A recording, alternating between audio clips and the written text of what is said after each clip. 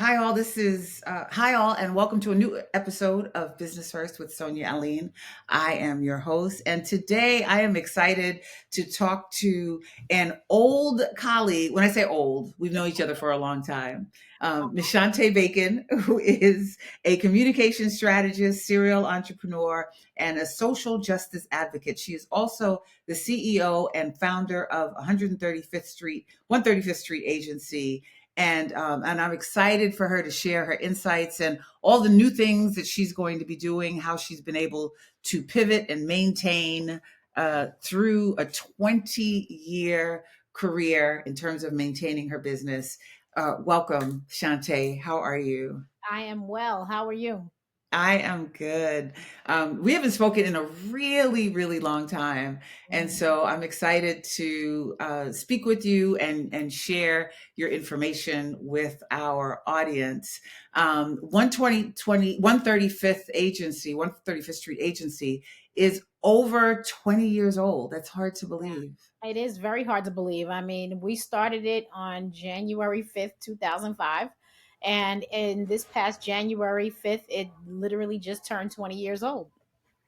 Wow, wow. And so you have seen, particularly in terms of marketing and PR, we've seen a lot of changes. And so how are you doing? How are you doing currently? Me personally? Yes, you and your business. Okay, cool. So I personally, there's been a lot of life changes over the last few years. I became a mom in 2020, Yeah, and it was right in the middle of COVID. So literally, no right. one knew. My baby shower was 10 days before I gave birth. And so people were coming to the baby shower and they were like, I didn't know you were pregnant. And I was like, well, we haven't seen each other all year long. We've all been in seclusion. So I found out about him on January 9th and the world shut down on March 16th. So it wasn't like a whole lot of opportunity to see anybody.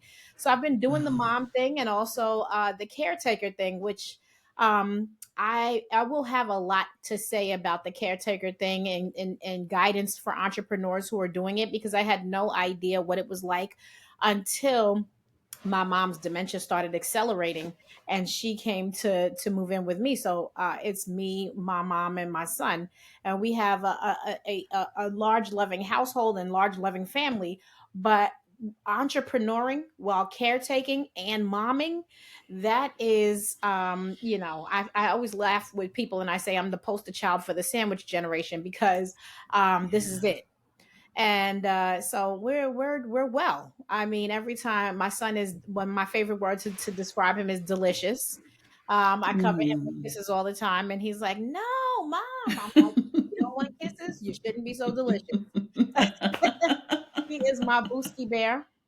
That's what I call him. His name is Richard Farrow Bacon Sears. And yeah, life is great. We came through COVID, and I feel like that definitely was a moment to set priorities. If you came out of COVID not knowing what's important in life, you missed a huge opportunity because I feel like it level set and reset everyone to when you're locked in a house and you look around at who, Yeah. if it all went down, who's in the room with you.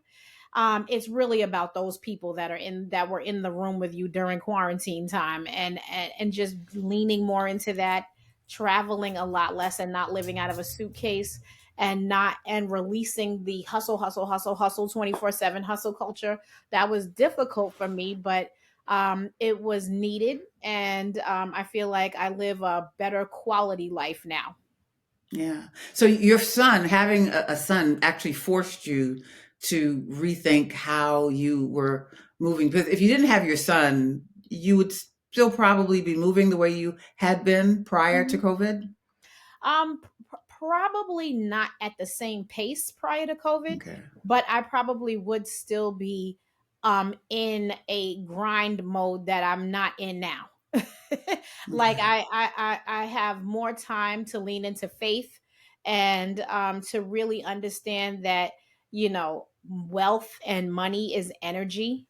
And the more your Mm. energy around it is relaxed and confident that it will come in, the more it does come in, when you're not like, I gotta kill what I eat. I mean, eat what I kill, and constant, chasing it. I feel like I have a new relationship with wealth, with money. Got a beautiful beachside condo in Nassau, Bahamas, and that is I call it my blue happy place.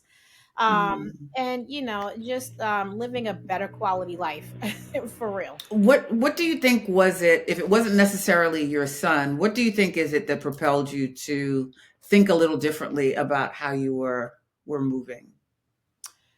um it was a lot of different things, but I will start And with, was COVID part of it, where we had to sit yeah, for a minute I think and COVID. we couldn't really move at the pace we wanted to because of COVID? Absolutely.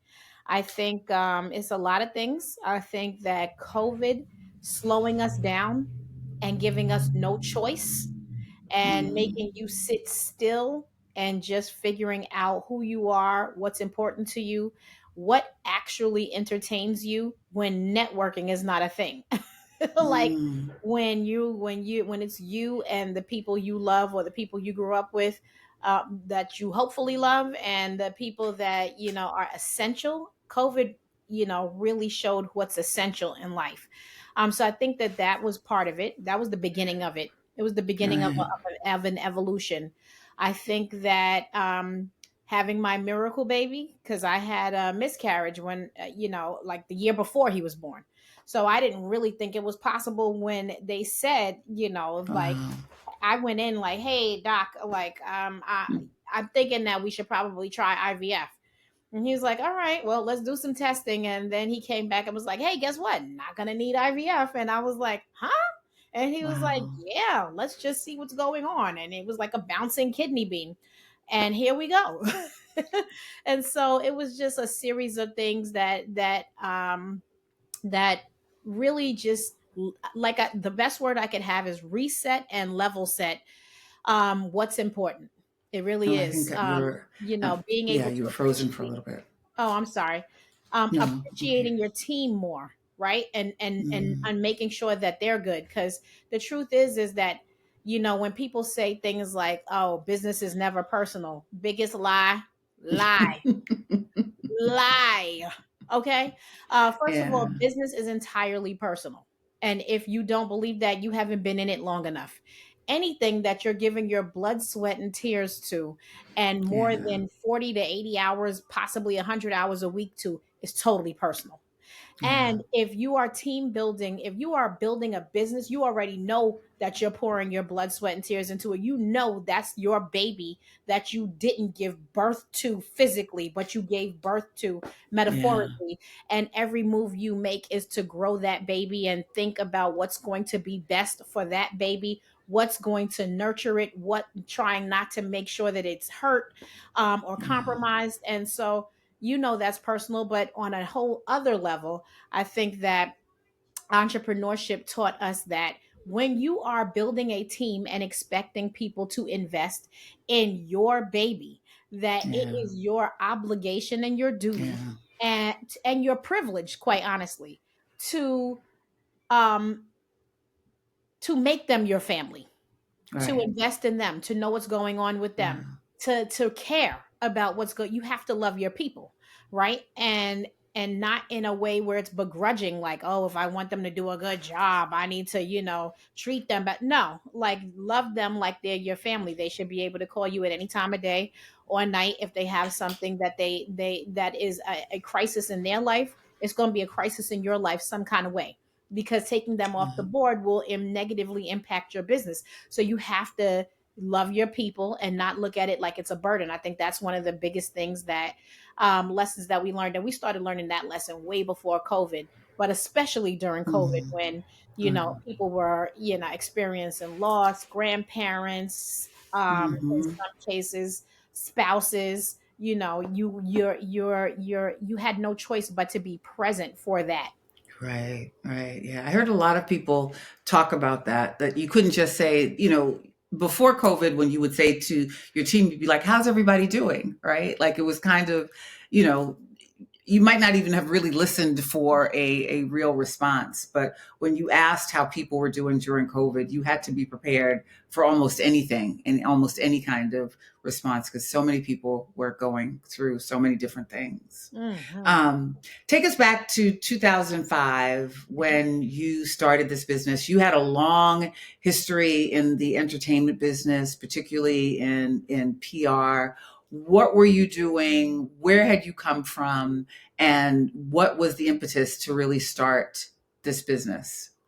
Well, in my early days, when I was in the music business, I actually wasn't in PR. I was in sales first and then marketing. So my 8 year tenure at Def Jam started off as a field rep on the ground in Virginia when I was at Hampton University. Came to the New York office, went into the sales department a week after I graduated from Hampton University. Wow. And that sales department experience was, I mean, the way that they ran it as a small company with with a little short of, it was slightly short of 40 people at Def Jam at the time. 36 people, I think it was, but this was before it was acquired by Universal. Right. And a small, scrappy, resourceful team of people that was making the industry shake. And people were trying to figure out how they're doing it as such a small label. It was so many Mhm. lessons learned. It was like boot camp. So grateful for that experience. It was in no way could I have a business and have the endurance to stick out 21 years of entrepreneurship without the lessons learned there. Wow. But Okay. then moving forward, moved into the marketing department. I was a product manager for Noriega, for Kanye, for Ludacris, Method Man, Ghostface, Beanie Siegel, Freeway, and did that for a couple years, and then had the entrepreneurial itch and wanted to start my own business. And I always knew I wanted to be an entrepreneur because my mom was the first entrepreneur I ever met. So she opened up a business on Jamaica Avenue. For those of you who are familiar with Jamaica, Queens, she had a school in our basement where she taught what was Wow. considered business trade stuff like um, word processing, medical office assistant, that kind of stuff that was big in the 80s. Wow. And she taught it in the basement. And people would come to our house and I would sit in and watch her classes. And then by the time I got to high school, she had made enough money to move it into the Chase Bank building on Jamaica Avenue. So I would go Wow. to the school after school. My sister started working there as well, and so it became like kind of like a family business. And watching her, I was so inspired. I always knew entrepreneurship was my destination, but along the journey, I knew I wanted Wow. to be in entertainment and music. I loved hip hop with my heart and soul, so that was my way into entertainment. And it's once I left Def Jam with all of that marketing experience and the sales experience. Once I started 135 with Saptosa came with all of this English and journalism background, and she was writing Mhm. stories constantly. This is my sweet pea. I knew he was going to cry. Right. I You warned us know, that he I was coming. know. He just came home from school. Can I get a hug real quick? Mwah. Say hi. Oh, so sweet. That he's Oh. so delicious. That's why I said if you don't, so delicious. Um, so he what was I saying? So Saptosa came with so much journalism and English Right. experience, and she was writing stories. She was actually right in the middle of writing a story. I believe it was for Double XL. She had just wrapped up one for Ludacris, and then was writing a story about Nas. And watching her take that little tape and transcribe every word of it, and then write the story, I was like, girl, that's a ridiculous amount of time invested in this thing. And she was like, yeah, you got to make a good story. Right. Elliot Wilson shouted her out in his editor's column at Double XL. And she was like, why are we not doing PR? And I was like, I don't know. I don't have a background in it. She was like, well, I know the journalists. And we were like, okay. And that's how we got into it, literally. And so Wow. it's really just taking the experience you have and just constantly Mhm. pushing, as Keith Clinkscales would say, digging deeper and expanding on what the skill set and the treasures you already have. Yeah. So who was your first client? Very first client was the U.S. Postal Service.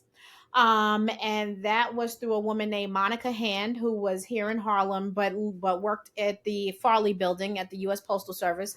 We met her at a business conference. As soon as we started the business, we signed up for all these conferences, Moby conference, I remember. Yeah. uh, AA, that's Yvette Moyo's conference, Hmm. and why am I'm spazzing on the other conferences because none of them exist anymore. But we Right. went to all of these conferences that we signed up for, and it was like a big advertising conference at the time, and we just went there with business cards, booklets that we had made at home, and just I would say, I'll take the left side of the room, you take that side of the room. We come back, each Wow. of us got 30 cards, like, and then we assign a follow up list, and then we'll follow up, set up a meeting. So it was literally like that. Monica sat at the table that we were sitting at, and Wow. it ended up being she ended up being our first client, and then Sheila Eldridge, who was my mentor, who I Oh. interned for when I was 19 years old at A&M Records, during a summer when I was at Hampton. She hired us for her Coca-Cola Summer Scope summer camp in Harlem that she had. And so that helped Wow. us to get a big logo on the board for our as an early client, and just to getting the client. Then we go pitch some press to cover the client that we got. We got featured in Essence for getting the U.S. Postal Service. I mean, Black Enterprise for getting the U.S. Postal Service client. Then we would get another client. Then go pitch some press to cover. Oh, this small Black girl agency has got these. Has got Coca Cola. Some has got U.S. Postal Service. You know, that kind of thing. Yeah. And so the postal service business grew and grew, whereas it started with the Marian Anderson stamp that celebrated the Oh, Black Music yeah. Month. It Uh-huh. grew the following year into a whole opportunity to launch. We did the Black Music Month, Hispanic Heritage Month, and then pitched a larger campaign where it was like they were launching their digital campaign, their digital services, because before then you couldn't Mm. ship something online. But they had Click and Ship, which was like to rival FedEx and UPS, where you can ship online. And they didn't Right. have a way to get young people into it. And so we came up with a college campaign for the tri state area, all the colleges in New York, New Jersey, and Connecticut, and had the PR students compete to create a winning PR campaign for Click and Ship. So not only did they Wow. get the ideas, the students got to come to an American Idol style competition in the Farley building and present their ideas in front of like a panel of VIP Wow. business people. And so we got press on that. That was a whole other press campaign. So it was very guerrilla the way that we started. And then And it after worked. it worked, after about 4 years of grinding and taking music clients and very small budget clients, we got our opportunity to break into the film business, and that changed our business completely because they paid way different than music industry Right. clients, and we were like, we have to start working for money and not stardust because I love the music business, but unfortunately, a lot of the executives and the talent in the industry Yeah. feel like you should get paid with the stardust falling off of their dreams, and you just can't pay your mortgage with that. And so, Yeah. you know, the promises and the stardust, and it doesn't translate. So, um, when we What got was the first film that you worked on? so oddly enough, I'm usually a proponent of not doing free projects because I feel like as African American entrepreneurs, we're already undervalued from the Yeah. door, right? We had a person who was working with us in an assistant capacity, and she had made a friend and was like, "Oh, you know, my friend," she said that they would like for us to support them on this Step Up 3D PR campaign, but they don't have any money. I said, "They don't have any money. Why are we talking?" And so she was like, "Please let us do it, please." And I was like, "Okay." And we did such a good job that it just was like the right person to do that campaign for. So, Wow. a woman named Carolyn Sloss, who was like a film industry veteran out of Atlanta, Georgia, she worked at Allied, and Allied had all the Hmm. film projects. And Hmm. Carolyn took it upon herself as her own responsibility to sit there and call all her film executive friends and tell them about us.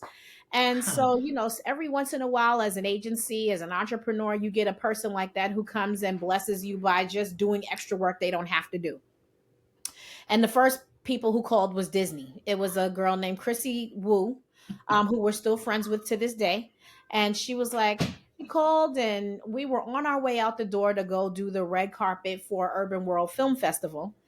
And I remember going to the door and the phone rang, and I said, I'll let it go to voicemail. Then something would not let me get out that door. I was like, should I pick up that phone? It's ringing the whole time. I'm like, should I pick up that phone? So I ran to the back and I picked it up, and then she was like, "Hi, I'm Chrissy from Disney, and I have a movie about a white girl with 70 feet of magical blonde hair.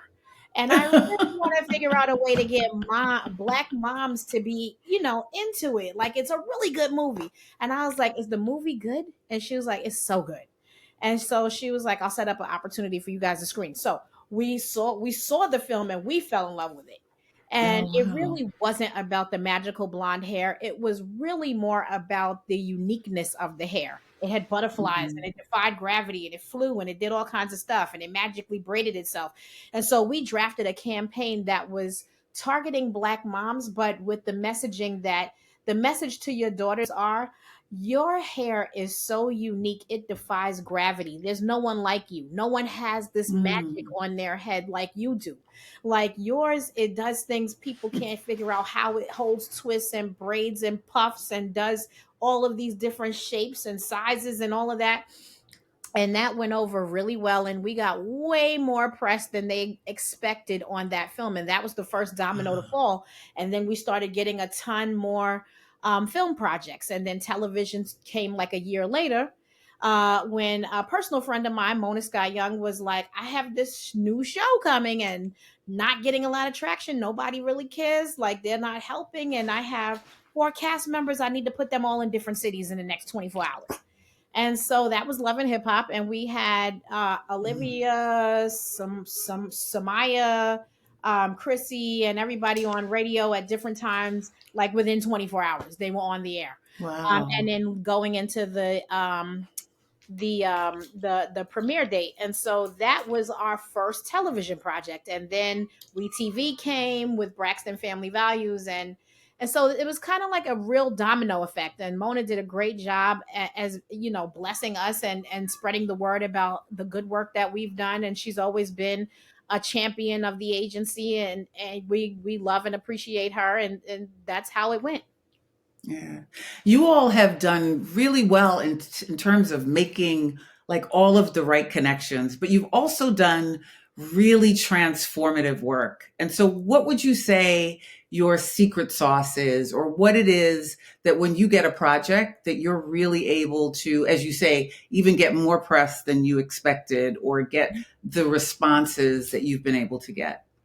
That's a really good question. I think that the reason why um our trend the campaigns seem to be so transformative is two things. I think that when opportunity calls, our preparation is there because of, Mm. like we've been blessed to be at at the crux of, the beginning of a relationship, right? It's one Mhm. thing to jump in when a relationship is already established, but to be there on the ground floor when Mona was establishing the Love and Hip Hop brand, when WeTV was establishing their relationship with the community, when OWN was a 10-month-old network and they were still figuring out who their target customer is and who their viewer is. And they're like, well, we got traction on Welcome to Sweeties, but the rest of this stuff isn't working. And they wiped the whole slate except for Super Soul Sunday and Welcome to Sweeties.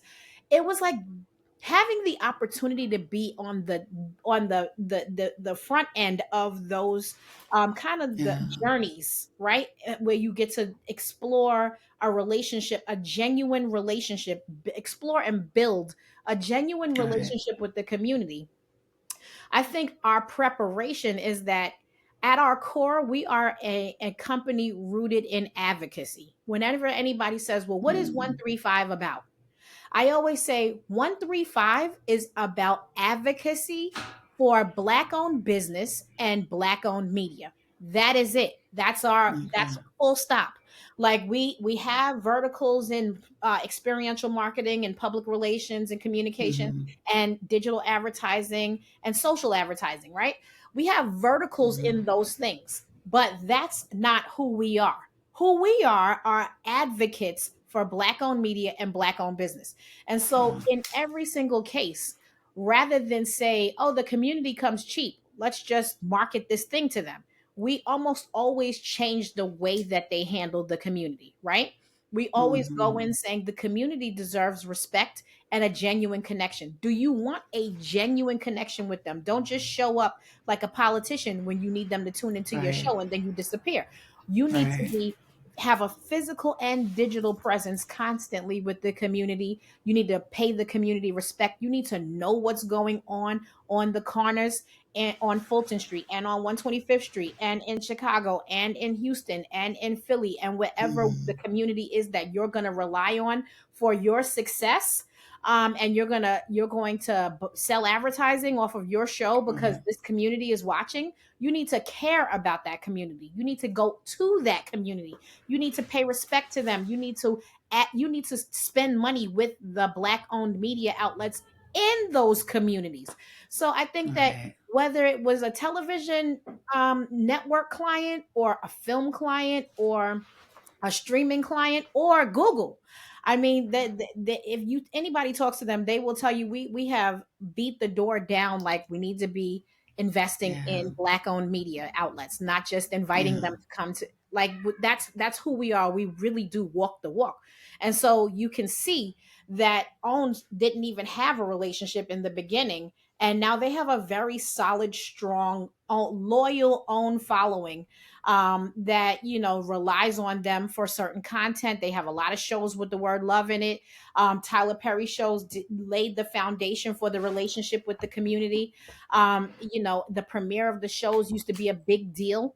We TV has a really strong relationship with the community, so we really leave an imprint on the clients because Yeah. we want them to establish a long term relationship. Yeah. Talk a little bit about OWN. It was probably one of the most anticipated networks to launch, and then it totally struggled. Hmm. And so they had to revisit, all of their plans, their marketing, their audience. And I was fascinated to learn that you were a part of that. Hmm. And so talk to us about your involvement with OWN and how you all helped shape it to now have the audience, or at that time to have the audience that they needed to grow. Yeah, well, I mean, it's well documented, but I think that we all had big high hopes and aspirations for, Yeah. Oprah's like the queen of influence, and she had that four Right. o'clock slot on Channel 7, and we didn't know what was going to happen. And I'm just speaking as a fan, a person who watched the Oprah show Mm-hmm. every day. Like, what is this new network going to be like? Are these shows going to be huge and, global sensations like how her show was? And I don't think the audience migrated over in the way that they thought it was going to. And that's not because they told it to me, but it's just because I'm, as a Right. viewer, I'm seeing that. And then I think that when they obviously wiped this slate after 10 months, trying to figure out the footing and who the audience is and who they're for, I think they had to answer those kinds of questions like, who are we? Right. What do we stand for? Who are our people? Mm-hmm. Finding your people is a big part of success when launching anything. You have to make sure the people that you're speaking to are looking for you, and Right. you're looking for them. I mean, finding your people is also what we're all about because if you haven't found your people, you're spinning your wheels, you're wasting resources, there's a lot of time wasted that you're Mm-hmm. not going to get back. Time, energy, money, and everything else. So I think that when she made the deal with Tyler Perry and they reached out to us, we had worked on Welcome to Sweetie Pies, Right. and that was people had already fallen in love with Miss Mm-hmm. Sweetie, and so I think that the moment, it was just the right time, right? There were a lot of Right. people who were on the team who were not familiar with Tyler Perry programming. Some people were afraid of it. They were like, oh my God, I've never seen Right. something like this before. Like, what am I supposed to do with this? And sometimes when your target is in one community, but the folks who work there are in a different community, you've got Right. to get that resolved too. Because so that, everybody has to meet up and meet each other and fall in love with each other. And I think that there was a lot of that going on too. It was definitely a Mhm. discovery, a journey, an exploration into the community and what is so magical about us. And that there is a huge, Tyler Perry always says everything that we need we already have in our own community. I don't know why we're always searching for it Right. out everywhere else. That though no Right. truer words have Yeah. ever been spoken, and he has moved in that belief his whole career, and it's led him to billions of dollars. And so I Yeah. think that own had to kind of walk in that and just Mhm. understand, like, this is what we need right here. Right, right. Talk to us. I'd like you talked about it a little bit, but I'd like you to further explain the importance, and this is for, entrepreneurs listening, in knowing who you are. Like you talked about how, you have many different verticals where you do marketing, you do PR, and you can do communications, but at the core, you're an advocacy organization. Hmm. And understanding who you are is why you've been able to be exceptional in the projects that you've worked on. And so for people who, have businesses and are struggling, just talk a little bit about why that's important to really know who you are at the core, understanding what your value is when you are commissioning clients or if you're selling goods, but understanding who you are at the core. Well, I could just speak for myself, but I know that being raised by the mom that I was raised by, my dad passed away when I was 16 years old. And he was all about school and education, school, school, school, education. Don't talk to me about nothing but Yeah. school and education. But she was the entrepreneur, and, watching her after he passed keep all of us together. It's me and three Right. siblings. And then my sisters had kids. So I have 14 nieces and nephews. But seeing the leader that she is and the person that she is and the soldier that she is, I personally found it impossible to go in rooms like, how people talk about imposter syndrome. I've never had a problem with that because Wow. I cannot be someone else. I don't, anybody who's Right. been in the room with me, like, there might be people who might not like me, and that's fine. Yeah. And there might be consequences to speaking your mind and telling people what you really think about something, but I'm prepared to pay consequences for my Wow. freedom to express exactly what I think is needs to be corrected, especially when I'm in there advocating for the community. I will not. I mean, we were punished one time by like one of the largest studios in the world because I Wow. literally said to the chief diversity officer, "Your so and so VP of blah blah blah marketing and so and so really doesn't care about black people," and she just was like, "Oh my god!" Like believe I said that. And when I say punished, banned for like 7 years, could not get a project out Wow. of there. I wasn't. There's no way I was gonna be walking away like what she just said was okay. Like, no, that was not okay. Yeah. Did she just say that? So it's just, essentially she said something like, well, we really don't need to market to them because they're gonna come anyway, talking about the community. And I Right. was like, oh, that's why there's so little Yeah. effort put in Yeah. when it comes to us. And I was just like, hmm. And so, there's plenty of examples just like that. If Yeah. I feel like something needs to be stated because you have so little respect for the community and you think Yeah. that you're going to use us when you feel like it, like that's not advocacy. And No. smiling and making nice because I don't want to rock the boat, that's I pay a huge price for it. But I just could not. What is the point of building your own business if you cannot stand in who Yeah. you are? I Yeah. mean, if you want to go work at a company where you have to fall in line and have imposter syndrome and all of that, that is great. You can do that. I admire people who play the game. I just don't understand it. But Yeah. being who you are is one of the freedoms that's afforded to a person who's willing to put in the grind and the work to build your own business, to be Yeah. the, to be the maker of your own personal economy. Yeah. Yeah. I also like the phrase that you use often about finding your own people. Um, Mhm. that you talk to about businesses all the time, the Mhm. importance of that. Um, Share your philosophy behind the finding your own people. Well, I think that a lot of us are on a mission to fit in with people who are not our people. And that's why people get stressed, insecure, sick, Mhm. nauseous, all kinds of things. That's what imposter syndrome is all about, because you're trying to Right. fit in with people who are not your people. And that doesn't mean race either. It means people who are like minded, people who share your Mhm. values, your beliefs, your philosophies, who are willing to, who have respect for the same things you have respect for, Mhm. who are willing to set their values and proof that they set their values the same. Like, you guys Right. believe in this thing, right? And so what happens is, when you don't find your people and you're trying to be in a group and force yourself in and force yourself to fit, the Mhm. toll on you is just too high. Right. The bottom Right. line is that your people are looking for you just as much as you're looking for them. That's real talk. If Yeah. you look at the world the way that it's moving right now, right, with social media, look at Facebook, Instagram, TikTok, Twitter, YouTube, they are Mhm. all moving in a small community direction, right? That's how come it's really Right. not about, Right. they're not rewarding people for how many followers you have anymore. They're rewarding you for the kind of content that can attract big communities of people. We live in a world that's finally realizing that life is about small communities.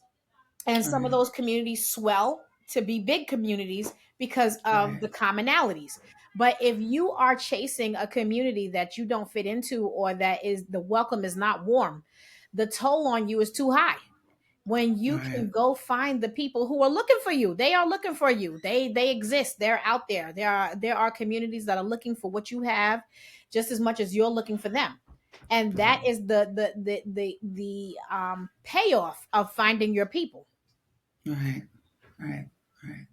What is, I know that you are also diversifying a little. What is that looking like for you and your company?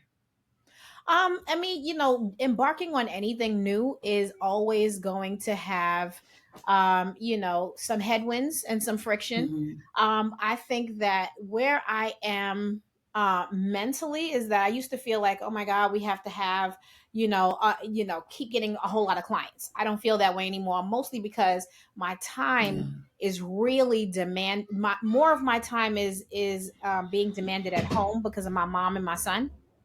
And also, 2 years ago, I Mhm. lost my sister on July 2nd, 2023. Oh, And I cannot describe the transformation after that loss. I mean, she was in the room when my son was born. She was the person who I was on the phone with yeah. 3, 4 hours a day, Wow. every night before bed. Yeah. And Yeah.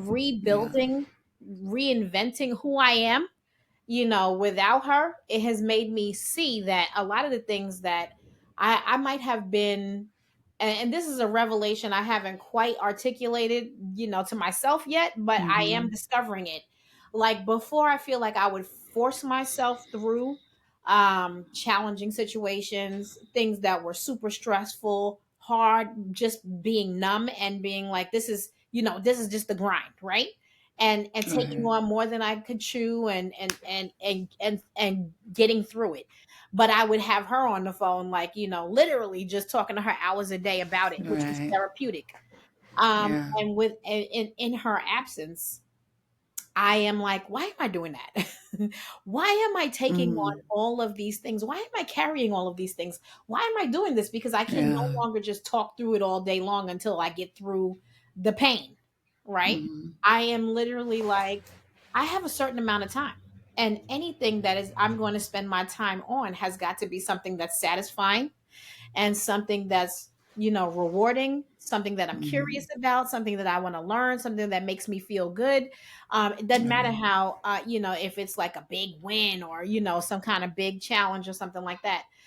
So I think I've changed the way that I pursue business. I go after quality Wow. instead of quantity, Right. and projects that like digging deep and exploring not, I'm using the word exploring wrong. Digging deep and establishing a deeper Okay. relationship with Apple TV has been one of the best things that we have worked on in the past Wow. 2 years, Wow. because the projects are, like the Franklin project for Peanuts, the Big Cigar, and the Lady in the Lake, and Surface.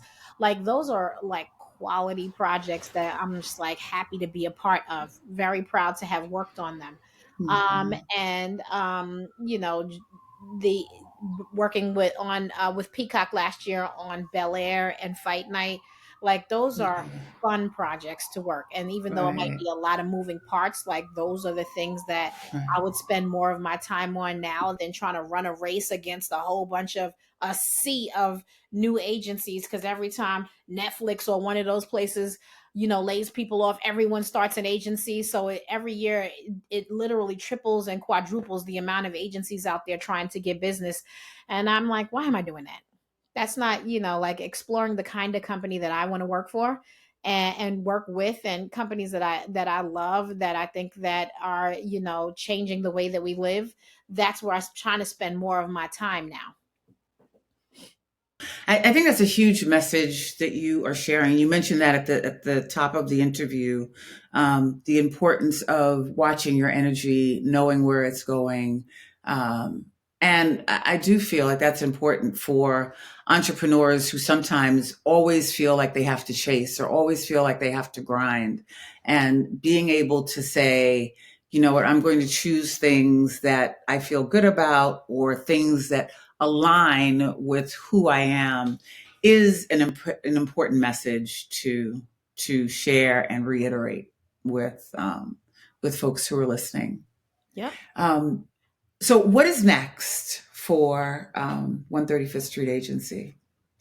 So for 135, I probably haven't mentioned this yet, but we are going to be evolving into a Mhm. new vertical of business that I'm super excited about. But it's more for entrepreneurs and less for big corporate business. And it is teaching entrepreneurs how to literally launch a PR campaign for their business. While Mm. okay, so if we look at the landscape, right? My social circle, Saptosa's social circle, a lot of entrepreneurs, your social circle is other entrepreneurs. What Right, we were right. constantly seeing is that there are entrepreneurs out there who are doing remarkable things, who are making lives better, easier, who are leaning in places where there's a lot of mystery and we don't know anything about it. And we don't know anything about Mhm. them because they're in the trenches working and building the business. Right. And they may not have resources to hire a PR agency for 15 or $20,000 a month. So they just go without press. But these Mhm. entrepreneurs, they're remarkable, press worthy entrepreneurs. And Mhm. so we're crafting a coaching program, where the entrepreneurs can learn how to launch their own PR and what those 5 essential steps are to launching your own campaign, but not Wow. just launching it like the last thing an entrepreneur is looking to do is add a new job on, right? Right. Like you're already the janitor, the check writer, the owner, the Right. secretary, and everybody else. The last thing you're looking to do is be like, hey, can I get one Yeah. more job to add on to that? But really showing people how becoming the chief communications officer for your business should not be a job. It Mhm. should be a mindset, a philosophy. It's the way you communicate about your job. No matter how much Yeah. money you spend on anyone else, they cannot communicate about your baby in the way that you can. You eat it, You you are so sleep it, right. you breathe it, you gave birth to it, you lay it Mhm. to bed every night. You wake up Yeah. with it every day. You go through the mortgage crisis, recession after recession, and COVID and every Yeah. other socioeconomic god catastrophe that's going to come up, and you Right. manage. that business steady. And so no one can talk about it like you can, but you just don't do it because you have don't have the tools You know, figure out right. how to talk about it, and talk about it and have fun talking about it, and talk about it often and enjoy it, and figure out, boil it down to, how can I talk about what's remarkable about my business in 3 sentences? Not Yeah. Now, we live these businesses, right? So it's nothing for us to talk for an hour about what we do. We just aren't going to get that kind of time with anybody. You have 3 sentences, 30 seconds or less. And what is remarkable? That's a journey for a lot of people to figure out what's remarkable, because they probably think everything is remarkable about their business. They do this every day, Right. but it's usually like one or two things that's really remarkable that if you said it, people would be like, "Wow, I need to learn more about that." So Yeah. it's really creating an opportunity for entrepreneurs to learn how to do what we do for themselves, Yeah. while also taking on dynamic new clients that we're working with. We actually have some new WeTV projects coming up, Very cool. with a show called Operation Aunties with Tisha Campbell, working, Oh, Apple TV projects. We're wrapping up Surface right now. And so, okay. a lot of that going on, and hopefully you'll hear about some really exciting stuff in the Harlem community coming soon. Very So, nice. those are the things, but we wanted to lean more into the advocacy for the community, and the coaching program is definitely part of that. And making it something that entrepreneurs can subscribe to and really get value out of. Mhm. Okay. Well, I can tell you the coaching program I already know is going to do well because it's so needed. I mean, we talk to entrepreneurs all the time, and that is one of the things that they struggle with. All of the points you made are so correct. Like they understand it because they live it every day, but how do you sell that idea? Hmm. So we will be tracking you. We will be following you. And so for folks who either want to book you as a client or to take the coaching program, how can they find you? If they want to, the number one, they can always go to 135agency.com and subscribe to our email list. That's that, if you want to get updates about that. If you are interested in the coaching program, you can go to shantebacon.com, and sign up for the free PR pocket guide. And we get people who download the pocket guide every day, and it's just a free resource that I created for entrepreneurs because, not like, I am not a gatekeeper, right? So I'm not going to hold on to a whole bunch of information and then try to sell every piece of it, especially because some stuff is just like, if I can help you out Right. by giving you the 8 things that you should avoid doing as an entrepreneur, and this will increase your chances of getting covered, I put it on paper and anybody can go on and download it. I also do a Right. monthly free masterclass it's a 2.5 hour Mm. masterclass, and I'm digging deep, giving all kinds of gems, and examples of what I mean, and what I'm talking about. And people come on and they're like, "Oh my God, you are preaching!" Well, how Talking can you about, access that, the masterclass? also on shantebacon.com. Okay. And also, I have a challenge. I will do the next challenge in May. But I Mm. have a challenge, and that's, for serious, committed entrepreneurs only. It's 5 days, nothing spectacular. It's 2 hours if you get the VIP program, 1 hour Okay. if you do the general admission program, but it's 5 days of challenging yourself. Are you Wow. willing to take the 5 steps that it takes to launch your own PR campaign? And a large Okay. part of it is mindset. It really is. It really Because the is. only way It you're really going to is. take this on but not make it feel like it's a new job is to shift your mindset, so Yeah. that the same way you talk about when people watch sports and they're hooting and hollering and jumping up and down and all of that, you're not in you have no role in anything that's happening on that screen, but you can run them stats down, you Yeah. can jump out of your chair, and it should feel like that. Like, it's so exciting to know your Yeah. analytics and know what your Yeah. customers are thinking, and customer feedback, and how you communicate about your business, and that's what it should feel like. So the challenge is just for serious people who want to start the journey, and for Mhm. $97, You can get general admission, and for 297 you do the VIP. And for 5 days I am teaching the class, and you can ask any questions that you'd like. If you're in the VIP program, there's downloadable Mhm. booklets and all of that, and that's just to, get people started on the Wow. way. Okay. Well, I am definitely going to visit the site to check out some of your offerings and check out your masterclass. And I invite the audience to do the same. Thank you so much, Shante, Thank for you, coming Sonia. on and sharing your insight. And like I said, we'll be keeping up with you. And at some point, we would love to have you back. I would love to be back.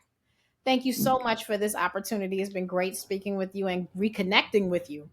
And reconnecting, absolutely. And thank you all for listening. We'll be back again next week with another great guest.